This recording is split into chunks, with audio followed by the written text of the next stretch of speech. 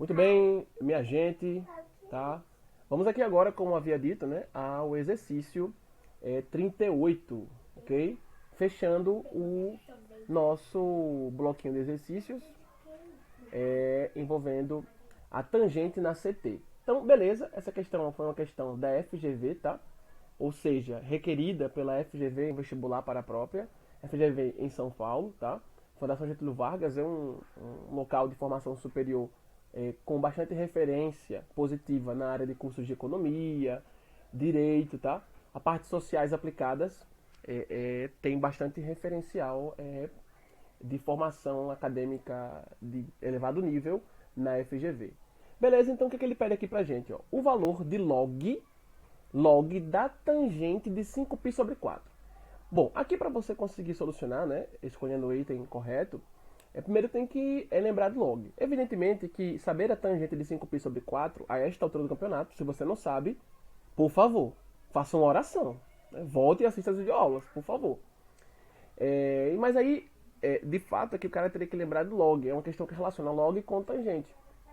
Bom, mas lembrar de log não é algo muito difícil, né? Vamos aqui recordar. Deixa eu só dar uma olhadinha aqui em algo. Então tá gravando, tá gravando. Só fui olhar se estava gravando certinho ali. Pronto. Como é que eu calculo um log? Quem lembra? Tá lá meu log. Lembre que log é uma aplicação matemática criada por dois matemáticos chamados... à época, né, foram eles dois os mais referenciados, né, com a criação do logaritmo, a tábua dos logaritmos, mas outros nomes surgem também ao longo do tempo, tá? E o log, pessoal, ele é criado especificamente por Napier e Briggs, tá? E todo logaritmo inicialmente criado, ele possuía a base 10. Como é que eu leio essa expressão aqui que eu acabei de escrever? Log de B na base A. Não sei o resultado, chamo de X, é o que eu quero descobrir. Qual é o log de B na base A? Como é que eu calculo isso? Como você viu lá no primeiro ano, creio que talvez no primeiro não, no segundo, né? Em termos de Instituto Federal, acredito que foi no segundo que tu estudou logaritmo e função logarítmica. Tu viu a definição, tá? Algébrica para cálculo logaritmo de um certo valor na base tendo outro valor. Se eu não sei a resposta, chamo de x e há uma correspondência, há uma equivalência entre os caras que ocupam os elementos ligados ao logaritmo, tá? Com a resposta x. Essa equivalência é dada por essa setinha aqui, ó, setinha dupla, setinha indo e voltando, sim somente se. Então log de b na base a é igual a x, se somente se, o que acontecer? O que acontecer? B, que é o logaritmando, tá? Lembrando aí para vocês de como calcula log. B, que é o logaritmando, foi igual a elevado a x. Ou seja, o logaritmo, na verdade, é uma operação que em termos de função, quando eu trabalho com um y aqui à frente, ó, no lugar desse b fosse um certo x, por exemplo, e eu tivesse uma função logarítmica, se esse b fosse o domínio da função, por exemplo, a imagem y, o log é uma função exatamente, precisamente inversa à função exponencial. Tá? Por isso, quando eu trabalho com o log, deixa eu tirar agora meu y daqui, quando eu trabalho com log de b na base um outro valor, e tem uma resposta x, isso vem da possibilidade, tá, de um cálculo com exponencial, tá, como uma operação contrária aqui, oposta, em paralelo. Nesse caso, um oposto, mas dado em paralelo à operação do logaritmo. Em termos funcionais, log, enquanto função, é a inversa da função exponencial.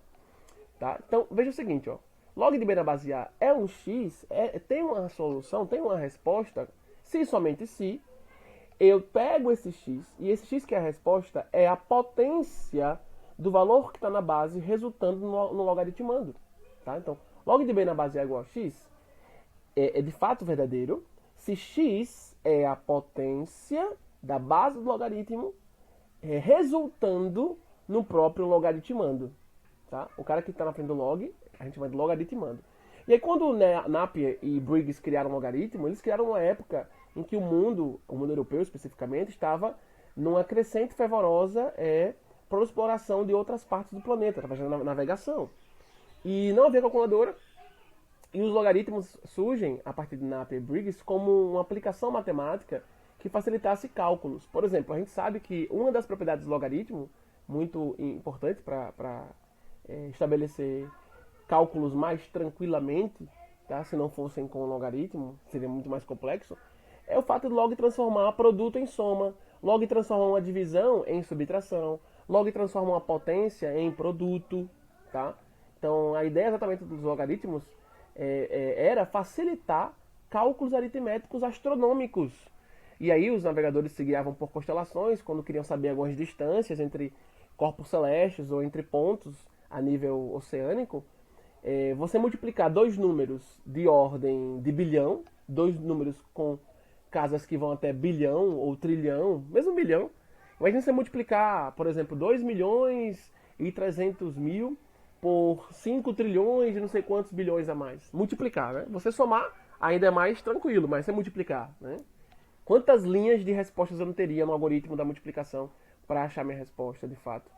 Então, a resposta final. Então, o logaritmo ele facilitaria. Eu pegaria um produto e transformaria em uma soma. Vocês devem lembrar que log de um produto, se eu tivesse aqui log de B vezes C na base A, é o mesmo que log de B na base A, mais log de C na base A. E aí, Napier e Briggs, eles criaram uma tábua dos logaritmos com base 10. Este Azinho aqui sempre sendo 10. Lembrando que as condições de existência para um logaritmo é que este B, logaritmando, ele deve ser maior do que zero, tá? Sempre maior do que zero. E o Azinho deve ser também maior do que zero, positivo. Mas, além disso, também deve ser diferente de 1. Porque se eu tivesse Azinho como 1, aqui eu teria uma potência que seria 1 elevado a x. E 1 elevado a x, seja quem for esse x aqui no expoente, seja número inteiro ou fracionário, 1 elevado a qualquer potência vai dar 1. Tá? Então eu não conseguiria achar um x para variações de b, porque sempre aqui daria 1. Certo? Então, as condições de existência para log de b na base A tanto b quanto a devem ser positivos, maiores do que zero. Tranquilo. Tá? No entanto, eles podem ser fração também, nenhum problema. No entanto, o Azinho, além de ser maior do que zero, a base deve ser diferente de 1 também. Tá? E aí, os primeiros logaritmos, quando surgem, né, com Napier e Briggs, depois vocês pesquisem esses nomes no Google, tá? Napier. Você pode digitar com essa pronúncia lá no Google, Napier. E Briggs, com 2 Gs, tá? GGS no final. Eles, quando desenvolveram a técnica matemática dada por logaritmo, eles criaram uma tábua onde esse Azinho ele era sempre 10. Porque aí quando você tem a base 10, você encaixava sempre potências aqui, ó, 10 elevado a x, sempre potências que envolviam o valor 10 na base, o que facilitava os cálculos, né? Porque, veja, quando eu tenho um 10 elevado a 1, é o próprio 10, mas quando eu tenho um 10 elevado a 10, por exemplo, eu não precisaria multiplicar 10 vezes 10 vezes 10 vezes 10 10 vezes. Porque eu sei que quando eu faço 10 elevado a alguma potência inteira, positiva ou negativa, mais especificamente positiva, é só eu colocando zeros a mais, né? Quando eu tenho 10 ao quadrado, é 100, então eu fixo 1 e coloco 2 zeros. Se eu tivesse 10 ao cubo, eu fixo 1 e coloco 3 zeros, que é o 1000. Então, trabalhar com a base 10 era bem interessante porque você encaixava tanto isto em um sistema que a gente veria mais pra frente como notação científica, e também calcular potências com base 10, como eu falei, fica mais tranquilo porque só é aumentando a quantidade de zeros. Se eu tivesse 10 elevado a 5, quem é a resposta? É o 1 e depois do 1, 5 zeros. 5 zeros, 100 mil. Então, perceba que essa sacada de ter a base sempre 10 era bem interessante para facilitar os cálculos, né? Quando eu fosse aplicar o conceito de cálculo do logaritmo algebricamente falando. Log de b na base A é igual a x, se somente se b, logaritmando, coincide com a elevado a x, x sendo potência da base do logaritmo. Tá? E aí, por muito tempo, só havia logaritmos na base 10, depois apareceu o logaritmo com a base e, número de Euler, tá? Número que aparece na função exponencial, por exemplo. Mas por muito tempo só se trabalhar logaritmo com base 10, então a gente passou a escrever o seguinte, ó, na história da matemática a gente vê que sempre que eles escreviam log, por exemplo, eu quero calcular aqui revisão de log aí pro vestibular, tá, gente? Para o Enem também, log de um certo valor, log de b, por exemplo, você escreve log de b e não tenho ninguém aqui na base, todo mundo que conhecesse log saberia que isso aqui, na verdade, é o mesmo que dizer log, acompanhando comigo, log de b, o próprio logaritmando, né? Falando da igualdade aqui, log desse bzinho, bonitinho, deixa eu fazer ele mais bonito, quando a base era quem? 10. Isso é bem parecido com a ideia de raiz quadrada, né? Por muito tempo só existia a raiz quadrada, então, para não ficar colocando o 2 no índice, né? Lá do radical, aí começaram a escrever sem um 2, só existia um tipo de raiz, então já sabiam que ali seria a raiz quadrada. Isso, similarmente, aconteceu com log. Sempre que eu tenho um log de alguém e a base dele não é visível, não tem um elemento ali visível, a gente sempre considera ali valor 10.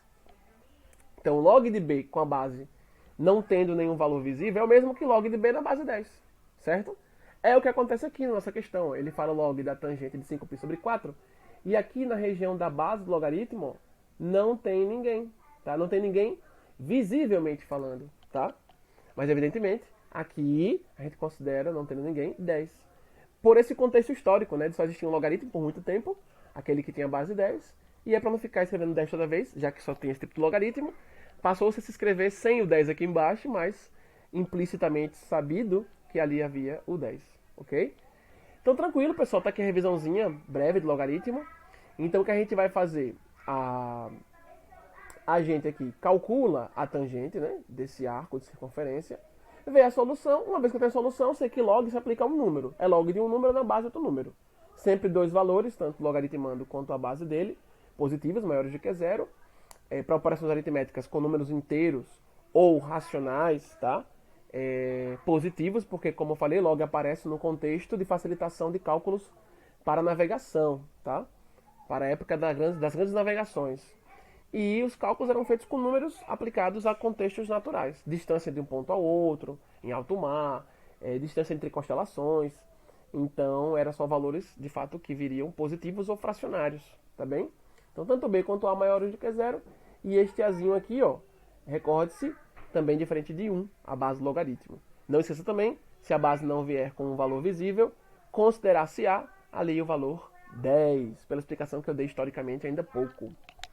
Veja como é bom saber os contextos, né, gente? Quando você está trabalhando um assunto, seja em qualquer ciência, saber os contextos de origem e tudo mais.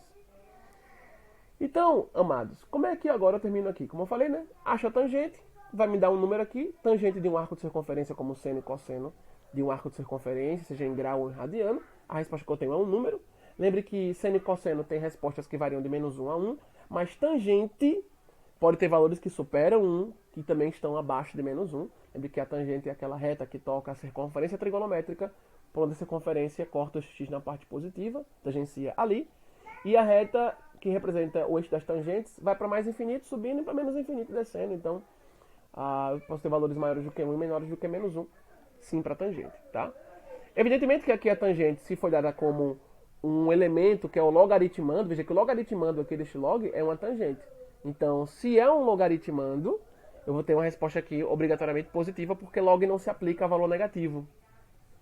Log não se aplica a valor negativo. Você viu comentando aqui as condições de existência para um logaritmo. Tanto B, o logaritmando, quanto A, a basezinha, devem ser maiores do que zero. Inclusive a basezinha também sendo diferente de 1. Conforme a explicação que eu dei anteriormente também. Então, bora lá. Primeiro aqui eu calculo a tangente. Quem é a tangente de 5π sobre 4? Bom, claramente, primeiro, eu vou encontrar o primeiro arco côngruo. Aí você pensa logo em querer encontrar o primeiro arco côngruo aqui, neste caso. Se eu pensar assim, e não está errado você começar a pensar assim, tá? Eu vou, então, verificar se este arco é um arco que está na primeira volta ou se já deu mais de uma volta. Porque se ele está na primeira volta, eu não preciso achar arco côngruo. Você precisa saber em qual quadrante ele se encontra, acho simétrico a ele no primeiro quadrante, e então sei a resposta. Logo de cara, eu vejo que aqui eu tenho 5π sobre 4, logo eu tenho um quíntuplo de π sobre 4. Π sobre 4 é um arco conhecido nosso, tá? Π sobre 4 em grau é 45 graus. Então eu tenho um quíntuplo de 45 graus. Eu tenho um arco múltiplo de 45 graus, tá? Então já sei que um simétrico a este arco no primeiro quadrante é o π sobre 4. Beleza. Se eu for pensar agora em querer achar um arco côngruo, então eu vou dividir esse cara por 2π. Só que ele está como fração cujo denominador é 4. Se eu quiser dividir por 2π, então eu vou escrever 2π como uma fração que tem o denominador 4. Isto posto para que eu facilite meus cálculos, né? Já que eu tenho um arco aqui dado em fração. Então, como seria 2π em fração aqui? Seria escrever 8π sobre 4, né? Para ter o mesmo denominador.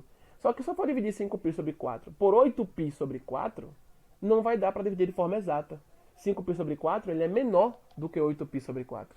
Então eu já sei que 5π sobre 4 está na primeira volta. Ele não chegou a ultrapassar a primeira volta. Lembre que uma volta completa, 2π². Então, tranquilo.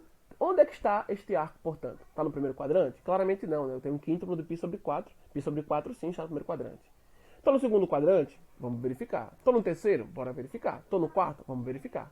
Então a forma de verificar, bem tranquila, é você transformar esse cara aqui, bem rapidinho mentalmente, em grau. Π sobre 4 tu sabe que é o 45 graus, tá? Em grau, de radiano para grau. E 5 vezes 45 vai dar quanto? 5 vezes 5, 25. Fica 5 vai 2. 5 vezes 4, 20 com 2, 22. Então 225. 5π sobre 4 em grau vale 225, tá? Vou até colocar aqui, ó. Tangente de 5π sobre 4, se eu pensar em transformar esse cara em grau, eu teria o valor, vou escrever aqui, 225 graus. E aí vem a pergunta, 225 graus é um arco de circunferência dado em grau que está em qual quadrante? Muito bem, no terceiro. O terceiro é um quadrante que tem valores de arcos, seja em radiano ou em grau, que são maiores do que 180 e menores do que 270, tá? Lembra lá da circunferência trigonométrica. Terceiro quadrante, a tangente tem qual valor de resposta? Positivo ou negativo no terceiro quadrante? Muito bem, conforme a videoaula anterior, tanto da resolução do exercício anterior, da questão 37, bem como da videoaula de assunto, de conteúdo, você viu que a tangente, tanto no primeiro quanto no terceiro quadrantes, tem uma resposta positiva, beleza? Então já sei que a resposta vai ser positiva, como de fato deveria ser, porque essa tangente é um logaritmando, tá? Está dentro aqui do logaritmando, faz parte do cálculo de um log sobre ela, e log só se aplica a valor maior do que zero. Então beleza, agora é só saber, né? Quanto é o valor da tangente de 225 graus, que em radiano é a tangente de 5π sobre 4. Como você viu, é o quíntuplo de π sobre 4. Por simetria, 5π sobre 4, simetria diametral, qual é o ponto simétrico a 5π sobre 4, que está no terceiro quadrante, a um ponto no primeiro quadrante? Obviamente, se aqui eu tenho um quíntuplo de π sobre 4, é um múltiplo de π sobre 4.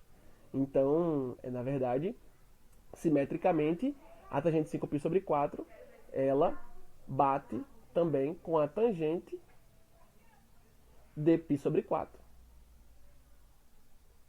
E aí, detalhe importante, cuidado, π sobre 4 não é o primeiro arco côngruo a 5π sobre 4, não. π sobre 4 é o arco determinado de circunferência do primeiro quadrante, que tem um ponto, né, o seu ponto, que é a sua imagem, né, o ponto onde finaliza o arco aqui, ele é simétrico, não esqueça, a 5π sobre 4.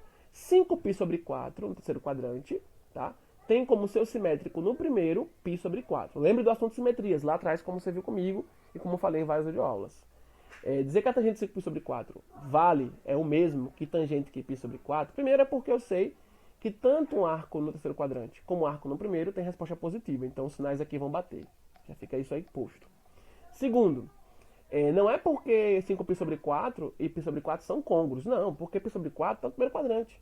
E 5π sobre 4 é um arco que está no terceiro, então eles não param no mesmo lugar. Eles não são côngruos. Eles são simétricos, são arcos simétricos. Então, quando eu projeto cada arco desse na reta tangente, eles vão bater no mesmo ponto. Aí se eu fosse colocar aqui, por exemplo, nossa circunferência trigonométrica, está aqui bonitinha. Então, aqui, paralelo ao eixo Y, está o eixo das tangentes. Vou passar ele aqui, ó. Como vocês já viram.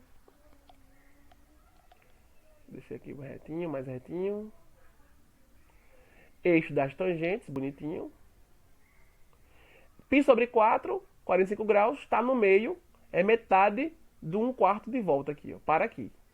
Aí se eu dou meia volta, cheguei em π. π mais π sobre 4, ó. Cheguei aqui no meio, 225. π mais π sobre 4, onde é que eu chego? Em 5π sobre 4. Então aqui eu tenho 5π sobre 4, tá? Eu não ia querer escrever para vocês a circunferência trigonométrica não, mas achei bom.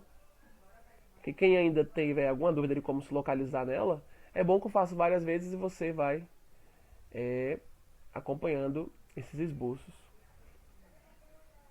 Tá? Perceba que se eu dou meia volta paro aqui em π e faço π mais π sobre 4, eu chego em 5π sobre 4. Tá? 225. E aí, beleza. Estou aqui com este ponto, no terceiro quadrante, eu sei que a tangente é positiva, tanto no terceiro, como eu já expliquei, como no primeiro quadrante. Aí eu quero saber por que 5π sobre 4 é simétrico a π sobre 4. Lembre daquele tipo de simetria, que é a simetria diametral. Eu saio do ponto, passo pelo centro da circunferência e atinjo o ponto alinhado a este de onde eu parti no primeiro quadrante. Passo pelo centro, ó, e alinhadamente atinjo ali a... Deixa eu colocar aqui bem bonitinho. Isso. Então saí aqui, ó, dou 5π sobre 4, atravessei o centro da circunferência, ou seja, estou pegando ponto simétrico por simetria diametral, tá? Que passa pelo centro, então tem um diâmetro, né, um raio duas vezes, do centro até a borda, do centro até a borda, na mesma direção tem um raio duas vezes, 2r. Então 5π sobre 4 passou pelo centro, atingiu π sobre 4. Atingiria π sobre 4 aqui em cima. Porque veja que 5 é o quíntuplo, 5 vezes π sobre 4 é o quíntuplo de π sobre 4. Então é um múltiplo dele, tá? Aí quando eu continuo com minha reta até atingir aqui, ó, a reta tangente, o eixo das tangentes, tanto para π sobre 4, a projeção do ponto que determina esse arco atinge o eixo das tangentes no mesmo ponto que a projeção do ponto 5π sobre 4, quando eu levo até a reta tangente. E lembre que quando eu saio de qualquer quadrante, para chegar à reta tangente, eu saio do ponto que determina o arco e passo pelo centro da circunferência até atingir o eixo das tangentes. Então aqui em π sobre 4 sairia do centro, a reta furaria, né, ultrapassaria a circunferência até atingir o eixo das tangentes. E aí todo esse tamanho aqui, ó, do ponto que a projeção atinge até o início da contagem da reta, aqui onde está em cima do eixo x, eu tenho essa distância que vale alguma coisa. Tem um valor válido aí, tem um número como resposta. É uma distância percorrida, que é o valor da tangente, tanto para π sobre 4, quanto para 5π sobre 4. E aí você sabe que π sobre 4 é mesmo que 45, então a tangente de 45, você lembra lá, uma unidade de medida. Então, veja como foi tranquilo, né? A gente conseguia achar a tangente de 5π sobre 4, não precisou achar arco côngruo, estava na primeira volta, descubro o quadrante, sei qual é o sinal da resposta, positivo. Vejo qual é o arco de circunferência que é simétrico a este arco, que está na primeira volta, no primeiro quadrante. Isso é mesmo que dizer que a gente transformou 5π sobre 4 do terceiro para o primeiro quadrante, para ver qual é o arco lá que tem a mesma resposta na tangente no primeiro quadrante que para este no terceiro quadrante, tá? Por simetria. Então beleza, já achei. Agora eu venho aqui, finalizo o meu exercício. Achei já a tangente de 5π sobre 4. Muitos alunos aqui fazem o seguinte: como eu tenho 5π sobre 4, e eu sei que é o quíntuplo de π sobre 4, então eu sei que a tangente aqui, ela vai coincidir com a tangente de π sobre 4. Aí já bota logo a resposta 1. Toma cuidado, como eu falei na videoaula anterior, antes disso, de verificar onde é que está o seu 5π sobre 4, em qual quadrante. Porque dependendo de onde ele esteja, a resposta não é positiva, ela pode ser negativa. Se fosse um arco aqui no segundo quadrante ou no quarto, a resposta seria negativa. Eu acharia o elemento simétrico no primeiro quadrante para achar a tangente, mas teria que ter um menos aqui na frente. Ó. Se esse arco fosse no segundo ou no quarto quadrante, então a tangente dele seria igual a menos a tangente de um arco no primeiro. Aí eu acharia a tangente do arco no primeiro quadrante, com menos na frente teria a resposta negativa, tá? Igual vocês viram lá nas videoaulas. Beleza? Então aqui finalizando, a gente chegou em log de 1. Achamos a tangente de 5π sobre 4, tá? Que coincide com a tangente de π sobre 4, por simetria. Não por congruência, lembre-se disso, por simetria. E beleza, tá tranquilo aqui agora. Como é que eu acho essa resposta? Professor, não sei quem é log de 1. Não sabe, né? Chama de x. E vai usar a definição do logaritmo agora aqui, ó. Já achei a tangente de 5π sobre 4, beleza. Agora, o que me sobra para calcular é o log desta resposta para a tangente que eu achei. Eu já vi quem é o logaritmando aqui, depois que calculei a tangente de 5π sobre 4. É 1. Mas aí, quem é o log de 1? Se você não sabe, chama de x e aplica a definição do logaritmo algebricamente falando. Então, log de 1 é igual a x, se somente se o quê? Então, põe lá, dupla implicação, tá? Lembre que a dupla implicação é uma equivalência, porque quando tem uma dupla setinha, eu estou dizendo que o que vem depois é consequência para o que está antes, mas o que está antes também é consequência para o que estava depois. É uma relação de causa e efeito aí mútua. Bom, como é que fica aqui? Vai ficar 1, meu bzinho, meu logaritmando, 1, tá? Igual a quem? 1, para eu achar esse valor de x, 1 deve ser igual a base do logaritmo em questão elevada a x. Professor, por que você colocou essa base aí 10? Muito fácil, né? Eu falei para vocês aqui ainda há pouco, na revisão que eu fiz de logaritmo, que quando eu não vejo ninguém, não há ninguém visível aqui na base do logaritmo, nós sempre consideramos o valor 10, pelo fator histórico que eu comentei aqui anteriormente. Então, log de 1 é o mesmo que dizer log de 1 na base 10. Não sei a resposta, chamo de x. Como é que eu acho finalmente esse valor de x? X vai ser a potência da base do logaritmo resultando no logaritmando. E aí, quem seria aqui o valor de x? 1, aí eu tenho que responder agora uma equação exponencial. 1 é igual a 10 elevado a x.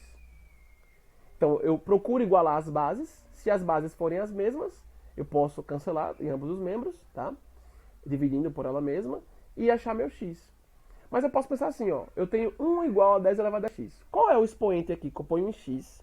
Que quando eu calculo 10 elevado a ele, isso daria 1. Muito bem, você acertou. Aqui x deverá ser quem?